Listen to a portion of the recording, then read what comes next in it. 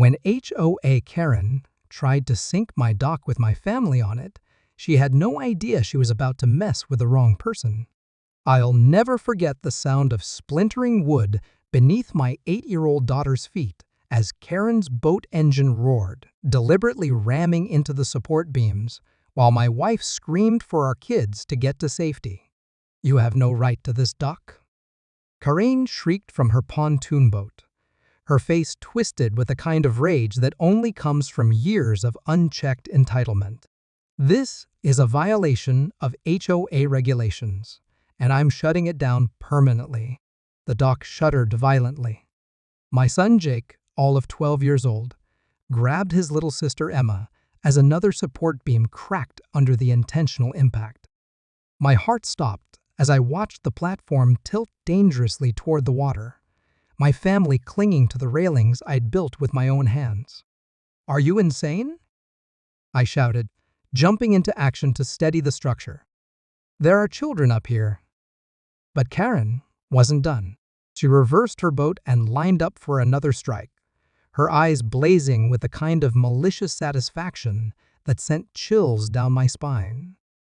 This wasn't just about property disputes anymore. This woman was willing to put my family in genuine danger to prove her twisted point. "Move them!" My wife Sarah yelled, but there was nowhere to go. The dock extended 30 feet into the lake, and Karen had positioned her boat to block the only safe path back to shore. We were trapped.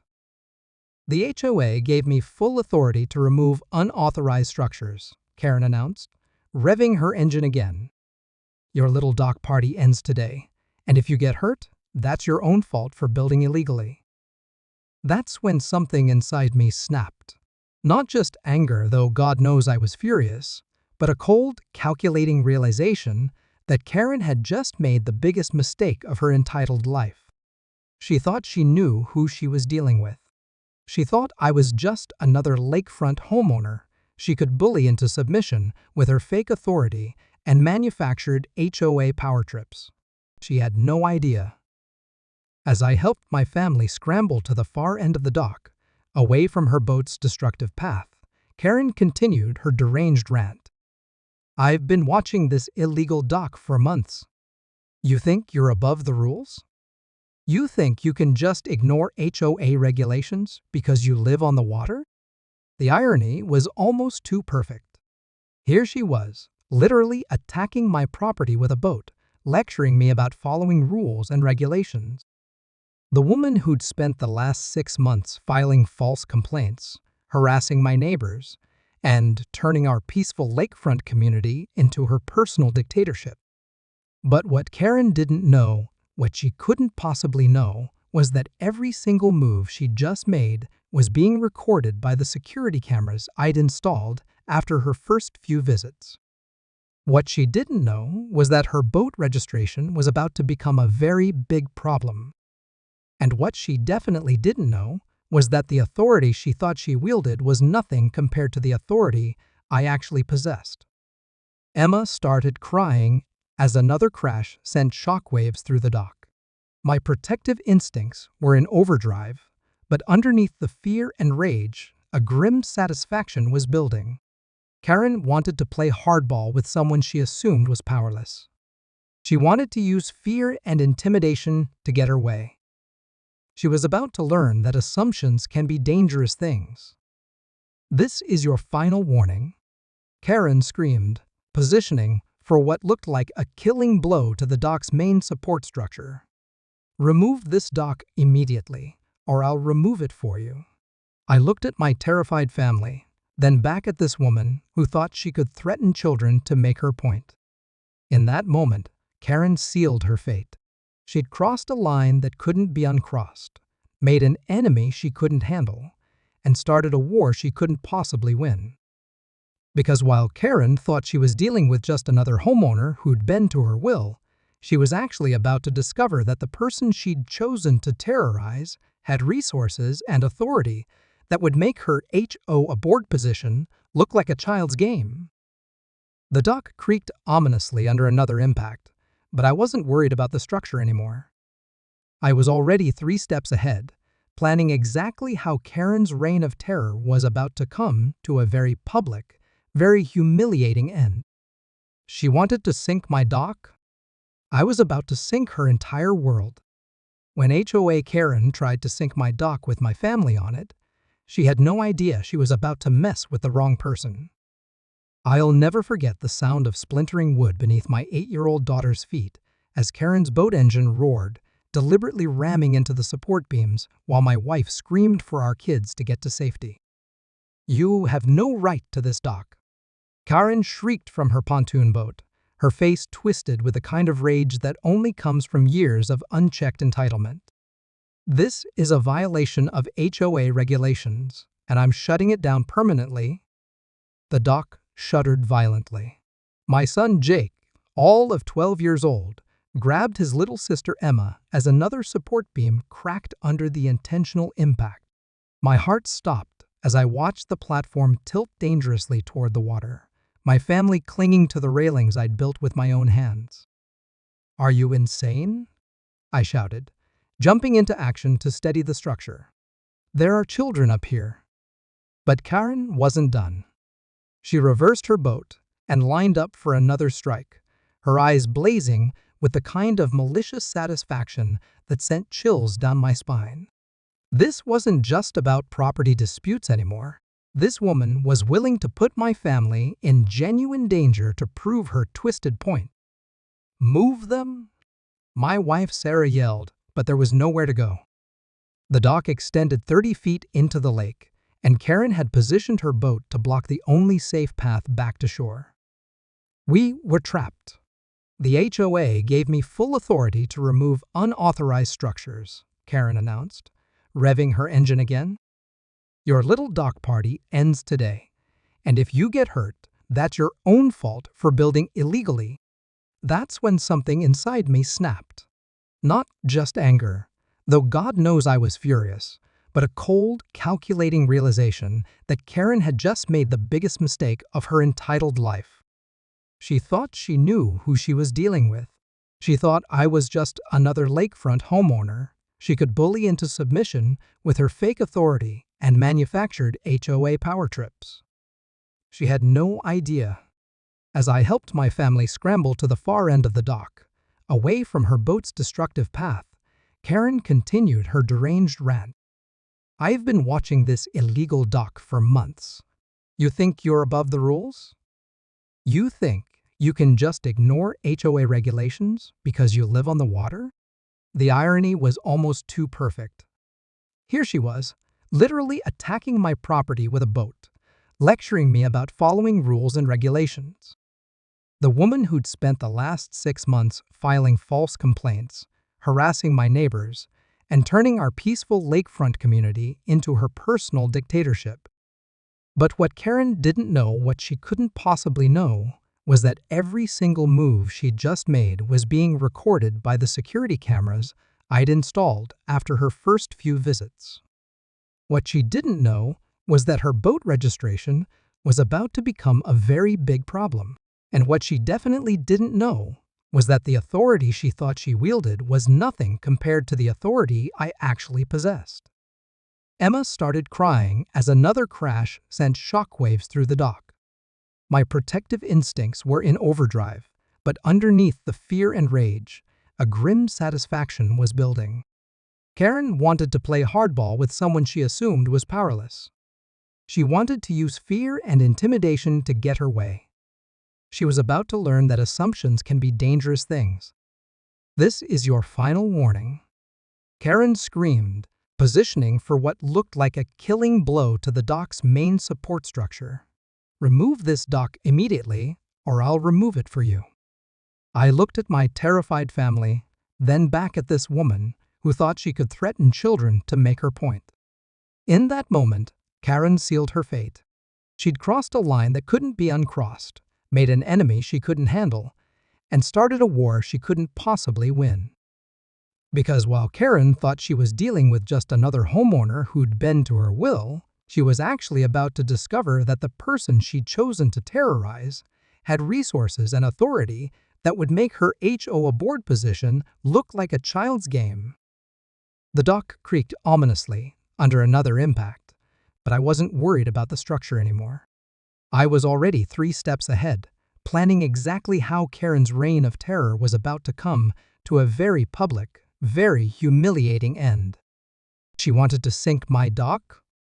I was about to sink her entire world. To understand why Karen's attack felt like such a personal violation, you need to know what that dock meant to my family. I didn't just wake up one day and decide to build a lakefront platform. This property, this exact spot where Karen tried to destroy everything, had been in my family for 3 generations. My grandfather bought this land in 1952, back when the lake was nothing but a quiet fishing spot surrounded by farmland. He built the original cabin with his own hands, along with a simple wooden dock that barely extended 10 feet into the water.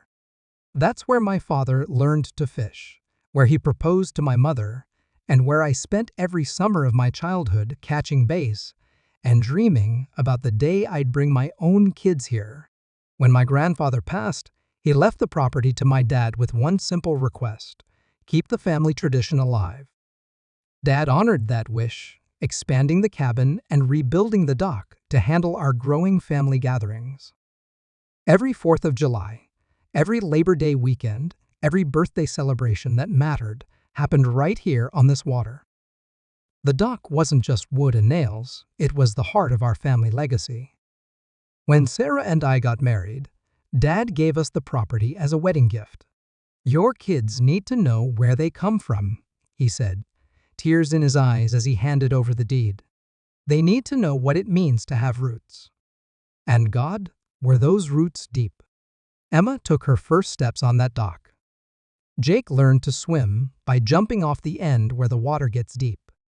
Sarah and I had renewed our wedding vows there just last year, surrounded by 3 generations of family memories. But Karen didn't see any of that when she moved into the lakefront community 18 months ago. All she saw was an opportunity to flex her newfound HOA authority. The woman had purchased one of those overpriced McMansions that developers started throwing up around the lake, and immediately appointed herself the community's unofficial enforcement officer. Her first complaint came within 2 weeks of moving in: dock extends beyond permitted boundaries. Never mind that my dock had been grandfathered in decades before any HOA existed. Never mind that I had all the original permits and legal documentation. Karen didn't care about facts, she cared about control. The harassment escalated quickly. Fake violation notices appeared on my door weekly. She organized concerned neighbor meetings to discuss my illegal structure. She even tried to convince other lakefront owners that my dock was somehow devaluing their properties. But the breaking point came 3 months ago during Emma's 8th birthday party. 20 kids running around the dock, families celebrating, pure joy in the air. Karen showed up uninvited, clipboard in hand, demanding to see my current permits in front of everyone. When I refused to entertain her nonsense, she called the sheriff, claiming I was operating an illegal commercial venue. The deputy who responded was embarrassed to even be there. "Ma'am, this is clearly a private family gathering," he told Karen. "I'm not seeing any violations here." But the damage was done. Emma's party was ruined, parents started packing up their kids, and my daughter spent the rest of her birthday in tears. That night, Sarah and I had a long conversation about whether we should just sell the property and move somewhere peaceful. The thought of giving up our family heritage because of one unstable neighbor felt like betrayal, but watching our kids suffer wasn't acceptable either. "We can't let her win," Sarah finally said. "Your grandfather didn't build this place, so some HOA dictator could terrorize us out of it." She was right, but I also knew Karen wasn't going to stop. The woman had tasted power and liked it too much. She'd escalated from paperwork harassment to property damage, to now literally endangering my family. Each attack was bolder, more dangerous, more desperate. What Karen didn't realize was that her escalation was about to backfire spectacularly. She thought she was dealing with just another lakefront homeowner who'd eventually cave under pressure. She thought her HOA board position gave her unlimited authority over everyone in the community. She thought wrong. Because while Karen spent her time playing neighborhood dictator, I'd spent the last 15 years building something much more substantial than a family dock. I'd built a career, developed expertise, and earned positions that gave me real authority, not the imaginary kind Karen wielded like a weapon. The irony was about to become delicious. Karen wanted to use power and intimidation to destroy my family's legacy. She was about to discover that real power doesn't announce itself with clipboards and fake authority. Real power waits quietly until the perfect moment to strike back. The first time I tried to handle Karen diplomatically was 6 weeks after Emma's ruined birthday party. I should have known better, but I still believed reasonable people could find reasonable solutions. Boy, was I naive. I found Karen in her perfectly manicured front yard, wielding pruning shears like weapons as she attacked her rose bushes with surgical precision. Everything about her property screamed control-freak edges cut with ruler precision, not a single leaf out of place, even her garden gnomes arranged in military formation. "Karen, we need to talk," I said, keeping my voice calm and neighborly. "This situation has gotten out of hand." She didn't even look up from her roses.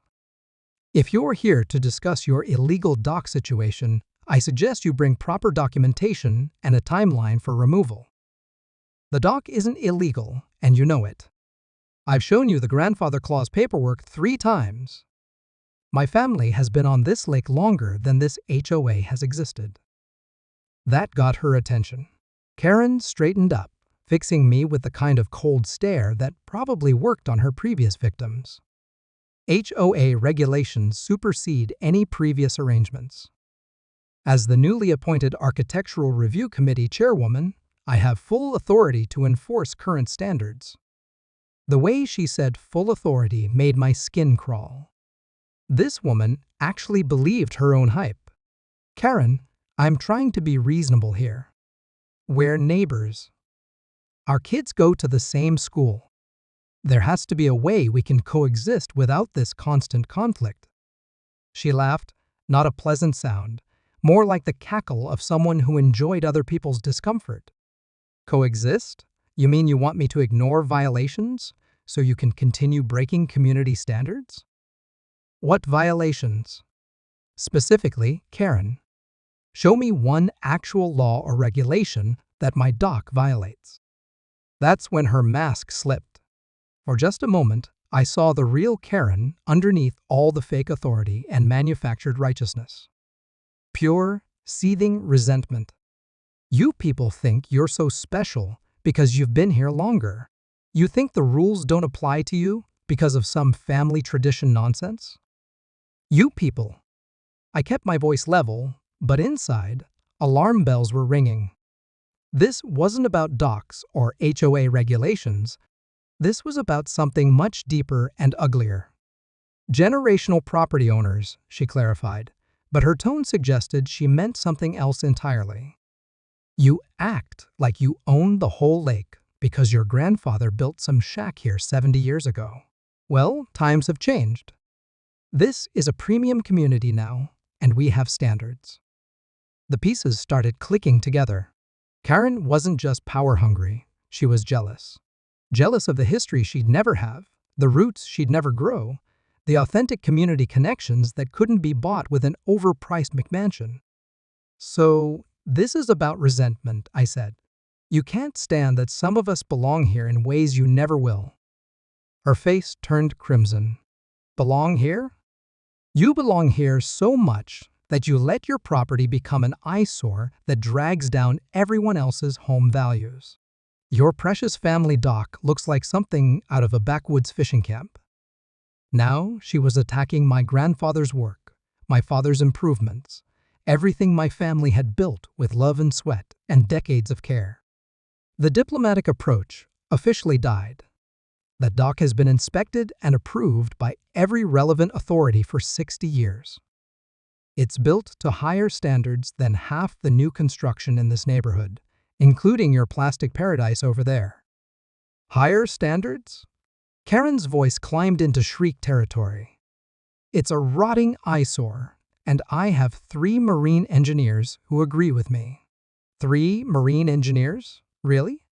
Let me guess, your brother-in-law, who works at a boat dealership, your nephew who took 1 engineering class, and some guy you met at Home Depot? The fact that she couldn't immediately respond told me I'd hit pretty close to home. Karen's expert opinions were about as legitimate as her authority to destroy other people's property. I don't need to justify my expertise to you, she finally sputtered. The HOA board has given me complete discretion in these matters. The HOA board, I repeated slowly. You mean the 3 retired guys who meet once a month to complain about lawn maintenance? That's your source of ultimate authority? Those men understand the importance of community standards, unlike some people who think sentimentality trumps property values. I stared at this woman who'd made my family's life miserable for months, who'd ruined my daughter's birthday party, who'd turned our peaceful lake community into her personal dictatorship. She stood there, in her perfect yard, surrounded by her perfectly controlled environment, completely convinced of her own righteousness. Here's what's going to happen, Karen. You're going to stop harassing my family. You're going to stop filing fake complaints. And you're definitely going to stop showing up at my property with your clipboard and manufactured authority. She smiled a cold, predatory expression that made my blood run cold. Or what? You'll call the sheriff again? File a complaint with the HOA board? Face it, you have no power here. I do. That's when I realized diplomacy was not just dead, it had never been alive. Karen didn't want coexistence. She wanted complete submission. She wanted me to tear down 3 generations of family history because it offended her sense of control. She thought she held all the cards. She thought I was just another victim who'd eventually break under her relentless pressure. She had no idea that the game was about to change completely. Karen's escalation after our failed diplomatic meeting was swift and vicious. Within 48 hours, I found a bright orange VIOLA TIONNOT ICE duct taped to my front door, complete with official-looking letterhead and legal-sounding language that would have been impressive if it wasn't complete fiction. IMMEDIATEREMOVALREQ.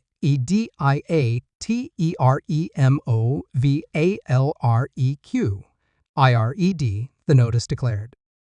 Unauthorized marine structure violates Section 15.3. 7 of Community Standards. Failure to comply within 72 hours will result in enforcement action and daily fines of $500. Section 15.3. 7 didn't exist. I'd read the entire HOA charter twice looking for any legitimate authority Karen might have. But that was Karen's genius. She banked on most people being too intimidated or lazy to fact-check her manufactured regulations. Unfortunately for her, I wasn't most people. The next morning, I called the HOA management company directly. Hi, this is regarding a violation notice issued by Karen Mitchell. I need to verify her authority to impose daily fines. The poor receptionist sounded confused. Karen Mitchell? I don't show any Karen Mitchell as an authorized enforcement officer. We handle all violation notices through our legal department. She claims to be the Architectural Review Committee chairwoman. Sir, we don't have an Architectural Review Committee. The HOA board handles all architectural matters through quarterly meetings. Bingo! Karen's entire authority structure was fabricated. She'd appointed herself to a committee that didn't exist, created regulations that weren't real, and issued fines she had no power to collect. It was elaborate fraud disguised as community service. But knowing Karen was a fraud and proving it to everyone else were 2 different problems. She'd spent months building relationships with key neighbors, presenting herself as the responsible adult trying to maintain property values. Her fake expertise and manufactured urgency had convinced enough people that I was starting to look like the unreasonable one. The sabotage started 3 days later. I noticed the dock stability felt different during my morning coffee routine. Nothing dramatic, just a subtle shift that suggested something was wrong with the support structure. When I investigated, I found that several critical bolts had been loosened just enough to create instability without causing immediate collapse. Karen's work was surgical in its precision. She'd weakened the dock enough to make it dangerous while maintaining plausible deniability. If someone got hurt, it would look like normal wear and tear or poor maintenance on my part. "This is getting scary," Sarah said when I showed her the tampered bolts. "She's not just filing fake paperwork anymore. She's actually trying to sabotage the dock." I tightened the bolts and installed motion-activated cameras, but Karen adapted quickly. The next attack came in the form of anonymous complaints to actual government agencies. Suddenly, I was dealing with visits from the county building inspector, state environmental officials, and even the Coast Guard. Each inspection found nothing wrong, but that wasn't the point. Karen was weaponizing bureaucracy, forcing me to take time off work, pay inspection fees, and jump through administrative hoops that accomplish nothing except harassment. "Your neighbor certainly keeps us busy," the county inspector said after his third visit. "She's very thorough in her concerns." The worst part was how Karen had turned other neighbors into her flying monkeys. She'd organized a concerned citizens group that included every busybody and property value obsessive in a 5-mile radius.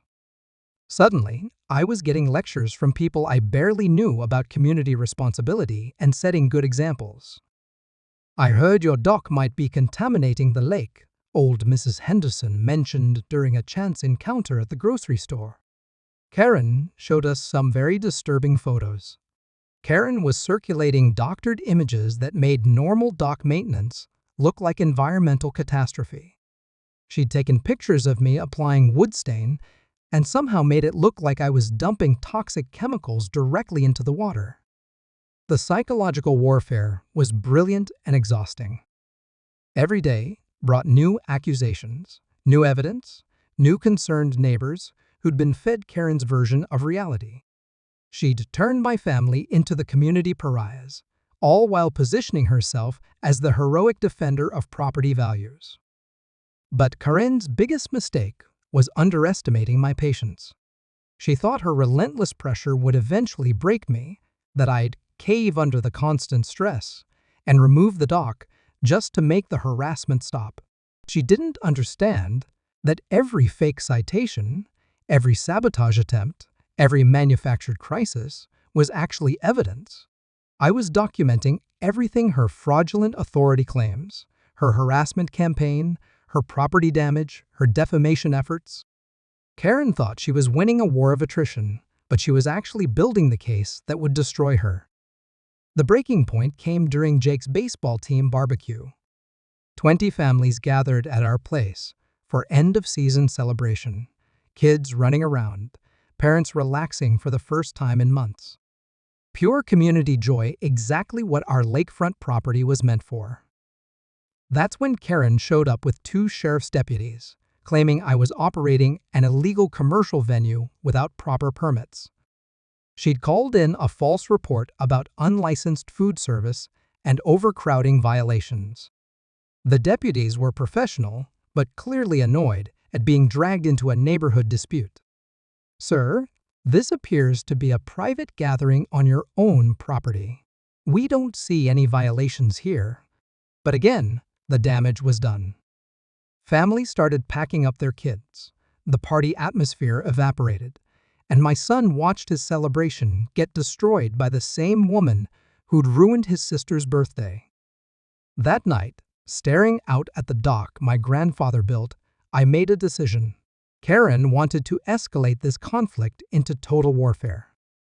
She wanted to use fear, harassment, and manufactured authority to destroy my family's peace. She was about to get exactly what she asked for, just not in the way she expected. The morning after Jake's ruined barbecue, I sat in my home office, staring at 15 years of carefully organized professional documents. Karen thought she knew who she was dealing with, but she'd never bothered to research her target. That oversight was about to cost her everything. You see, while Karen spent her time playing neighborhood dictator, I'd built a career in marine regulatory compliance. Not just any compliance work, I specialized in waterway management, dock regulations, and maritime authority structures.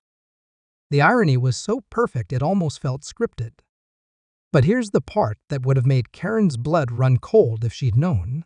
3 years ago, the state legislature created the Regional Marina Authority to streamline waterway regulations and reduce bureaucratic conflicts between agencies. They needed someone with extensive experience in marine compliance and local waterway knowledge to head up our district. I was their unanimous choice. As director of the Regional Marina Authority, I had oversight responsibility for every dock, marina, and waterway structure within a 50-mile radius of our lake. That included every single property in Karen's precious HOA community, every fake regulation she'd cited, and every legitimate agency she'd been calling to harass me. Karen had been filing complaints about my dock with my own subordinates. The beauty was that I'd kept my professional role private intentionally.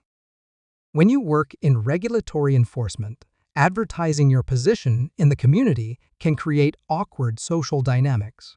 People either try to curry favor or avoid you entirely. And I preferred to just be another neighbor at barbecues and school events.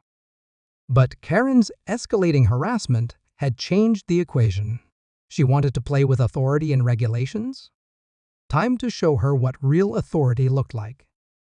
I started with the documentation phase. Every fake citation Karen had issued was evidence of fraud. Every false complaint she'd filed with government agencies was harassment and abuse of public resources. Every piece of expert testimony from her imaginary marine engineers was material misrepresentation. Most importantly, her physical sabotage of my dock, which I'd captured on camera, was criminal property damage to a structure under Marina Authority jurisdiction. That elevated her petty vandalism to a federal offense. The next step was building my coalition. Karen thought she had the neighborhood on her side, but she'd only managed to convince people who hadn't done their homework. The smart money was about to shift dramatically. I started with the county building inspector, who'd been dragged out to my property multiple times. "Jim, this is awkward, but I need to discuss the Karen Mitchell situation professionally." "Oh, thank God," Jim laughed when I explained my position. "That woman has been driving our department crazy with false complaints. We've wasted probably 40 hours of staff time on her manufactured emergencies. Would you be willing to document that harassment pattern officially?" "Are you kidding?" I've been hoping someone would finally hold her accountable.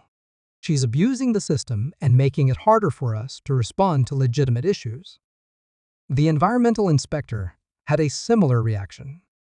"She's filed 17 separate complaints about your property in 6 months. Every single one has been baseless. That's not concerned citizenship, that's harassment." Even the Coast Guard liaison was eager to help. "We've got limited resources for real maritime emergencies, and this woman keeps calling us about neighborhood disputes. It's borderline criminal misuse of federal resources." Within a week, I had official statements from every agency Karen had weaponized against me. Her harassment campaign hadn't just failed, it had created a paper trail of abuse that multiple government departments wanted to prosecute. But the real masterstroke was discovering Karen's HOA board connections. Remember those 3 retired guys she claimed gave her unlimited authority? Turns out they were just as fictional as her architectural review committee. The actual HOA board consisted of 5 elected homeowners who met quarterly and had never heard of Karen Mitchell's enforcement activities. When I presented them with Karen's fake citations and manufactured violations, their reaction was immediate panic. She's been issuing fines in the HOA's name? Board President Tom Wilson looked like he'd seen a ghost. Do you understand the liability exposure this creates? She could bankrupt the entire association with lawsuits. She's also been claiming authority from a committee that doesn't exist and citing regulations we never approved. This is fraud, Tom. Systematic, deliberate fraud. The emergency HOA board meeting was scheduled for the following Thursday. Karen would be invited to explain her unauthorized enforcement activities and face immediate legal consequences. But I wasn't planning to wait that long. Because while Karen spent her time building fake authority and manufacturing crises, I'd been quietly preparing the nuclear option. She wanted to escalate this conflict to its ultimate conclusion. She wanted to use power and intimidation to destroy my family's legacy. Perfect. Time to show her what happened when someone with imaginary authority picked a fight with someone who wielded the real thing. The Marina Authority had broad powers to investigate, prosecute, and shut down any threats to waterway safety and public resources. Karen's harassment campaign, false complaints, and physical sabotage had created a textbook case for federal intervention. She thought she was untouchable because she'd convinced a few neighbors and intimidated some government workers. She was about to learn that real authority doesn't announce itself with clipboards and fake citations. Real authority simply acts. The showdown came sooner than I expected, and in the most dramatic way possible.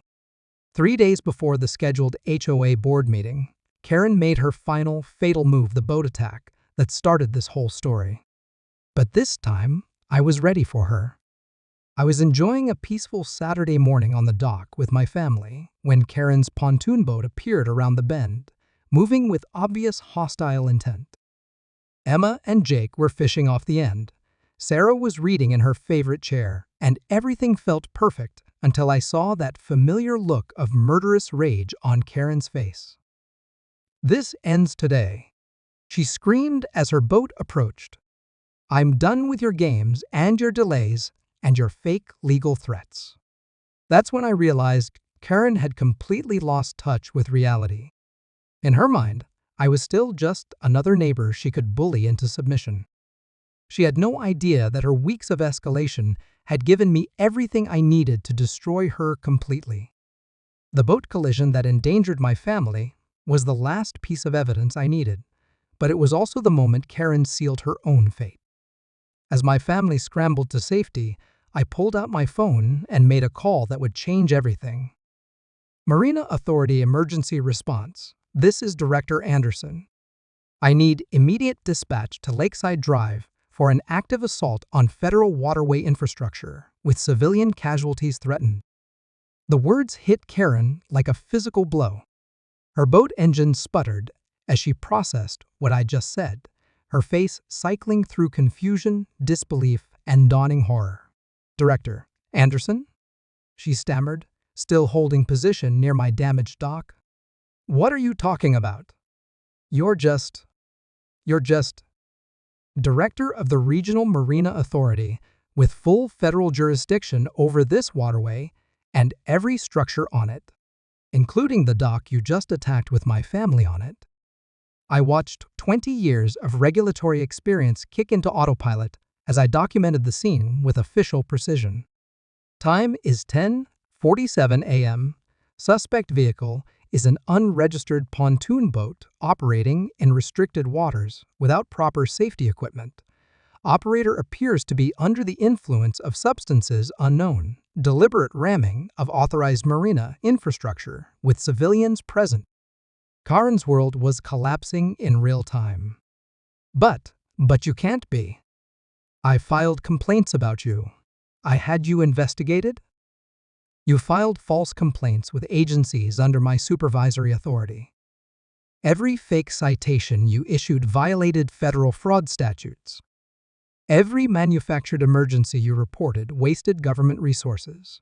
I'm responsible for protecting. The sound of approaching boat engines announced the arrival of Marina Authority patrol vessels, 2 fast response boats.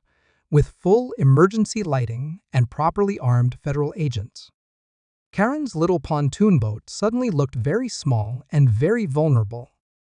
"Ma'am, shut off your engine and prepare for boarding," the lead patrol officer announced through his loudspeaker. "You are suspected of federal crimes against waterway infrastructure and maritime safety." But Karen wasn't done digging her own grave. "This is harassment? I'm a community leader. I have authority here." "What authority?" I asked, genuinely curious to hear her response. "The Architectural Review Committee that doesn't exist? The HOA board that never heard of you? The marine engineering experts who turned out to be your relatives?" That's when the full scope of Karen's delusion became clear. She actually believed her own lies. Months of living in her manufactured reality had convinced her that her fake authority was real, that her harassment campaign was legitimate community service, and that I was just another victim who'd eventually surrender. I was protecting property values? She screamed as the patrol officers secured her boat. "You people with your old family properties don't understand what this community needs." What this community needed was protection from someone who thought fraud was acceptable if it served her personal agenda, I replied. Someone who was willing to endanger children to prove her imaginary authority. The Marina Authority officers were efficient and professional as they arrested Karen for multiple federal charges: assault on federal infrastructure, endangering civilian lives in regulated waters, operating an unregistered vessel, filing false federal reports, and criminal harassment of government officials. But the most satisfying moment came when Karen made one last desperate play. "You can't do this to me. I'll have your job. I'll file complaints with your supervisors." The lead officer looked confused until I explained.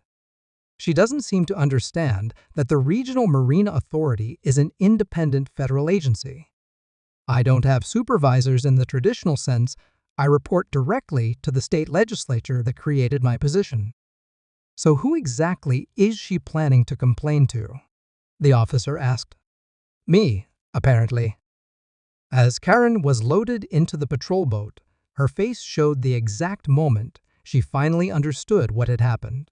She'd picked a fight with the one person in the entire region who had unlimited authority over everything she'd been lying about. Her months of harassment, sabotage, and manufactured authority had been directed at the very official who could destroy her completely with a single phone call. The irony was so perfect, it almost felt like justice. Almost. But justice was just getting started. Karen's arrest was just the opening act.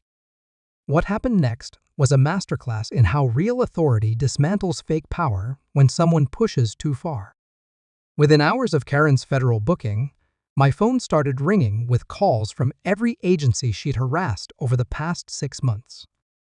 Word travels fast in government circles, especially when someone's been systematically abusing multiple departments. "Director Anderson, this is County Commissioner Williams. We need to discuss the Karen Mitchell situation." His tone carried the weight of someone who just realized they had a major problem. "Apparently, she's been filing complaints in our name without authorization." The beautiful thing about Karen's elaborate harassment campaign was how thoroughly documented everything was. She'd created a paper trail that stretched across 5 government agencies, 2 federal departments, and multiple law enforcement jurisdictions.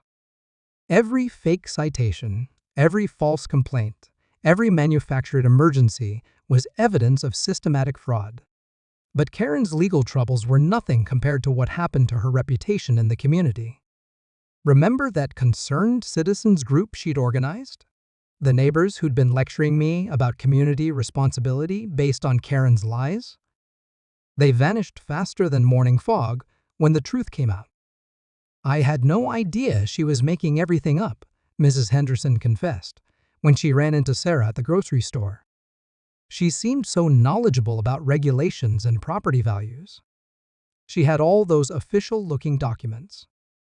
The same neighbors who'd been avoiding us for months suddenly couldn't apologize fast enough. The community barbecue invitations resumed, the kids' playdates restarted, and our family went from neighborhood pariahs back to respected longtime residents practically overnight. But the real devastation came when the HOA board's investigation revealed the full scope of Karen's fraud. She hadn't just been harassing me, she'd been systematically terrorizing anyone who didn't meet her arbitrary standards of community excellence. The elderly couple with the slightly overgrown garden? Karen had been filing fake environmental violations against them for months. The young family with kids' toys in their yard? She'd been threatening them with imaginary aesthetic compliance fines. The veteran who parked his boat in his driveway? Karen had been claiming military vehicles were prohibited by non-existent HOA regulations. Tom Wilson, the HOA board president, looked exhausted when he called with updates. She's been operating a complete shadow government here. We're looking at potentially dozens of harassment victims and thousands of dollars in fraudulent fines she collected. She collected money? I asked, though I probably shouldn't have been surprised. Oh, yes. Apparently, several neighbors paid her fake fines rather than deal with the hassle. We're talking potential criminal fraud charges beyond what the Marina Authority is already pursuing. Karen had built an entire criminal enterprise around her manufactured authority, collecting money from intimidated neighbors who didn't know her power was completely fictional. The scope of her deception was staggering. But Karen wasn't done fighting. Even from federal detention, she tried one last desperate gambit that revealed just how delusional her worldview had become. She filed a complaint against me with the State Ethics Commission, claiming I'd abused my position as Marina Authority Director to harass a concerned citizen.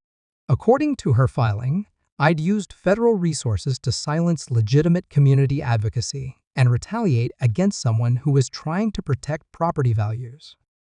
The Ethics Commission investigator who called me was clearly trying not to laugh. Director Anderson, we've reviewed Ms. Mitchell's complaint along with the supporting documentation from your arrest report. Is it true that she physically attacked federal infrastructure with your family present? That's correct. It's all on video from multiple angles. And she's claiming this was legitimate community advocacy? Apparently so. Well, this might be the shortest ethics investigation in state history. We'll be dismissing her complaint and forwarding her filing to the federal prosecutor as additional evidence of ongoing fraud. Karen had literally tried to use the government ethics process to prosecute the victim of her own federal crimes. The audacity was breathtaking, but it also provided prosecutors with perfect evidence of her complete lack of remorse or understanding of her criminal behavior. The final blow came when Karen's property went into foreclosure. Turns out she'd been financing her waterfront lifestyle with credit cards and personal loans, banking on her HOA enforcement scheme to generate enough fraudulent income to cover her payments. When the arrests shut down her criminal enterprise, her financial house of cards collapsed immediately. She's lost everything, Sarah observed, as we watched the foreclosure signs go up on Karen's perfect property. Her house, her reputation, her freedom, all because she couldn't leave our family alone. But here's what struck me most about Karen's complete destruction. It was entirely self-inflicted. Every step of her downfall came from choices she made, lies she told, and crimes she committed. I hadn't sought revenge or plotted her destruction. I'd simply allowed the legal system to respond to her escalating criminal behavior. She'd built her own trap with fake authority and imaginary power. All I did was spring it when she finally went too far. The woman who thought she could intimidate anyone with clipboards and manufactured regulations was about to learn that real consequences don't care about your delusions of grandeur. 6 months later, I'm sitting on the same dock where this whole nightmare began, watching Emma and Jake catch their first bass of the summer season.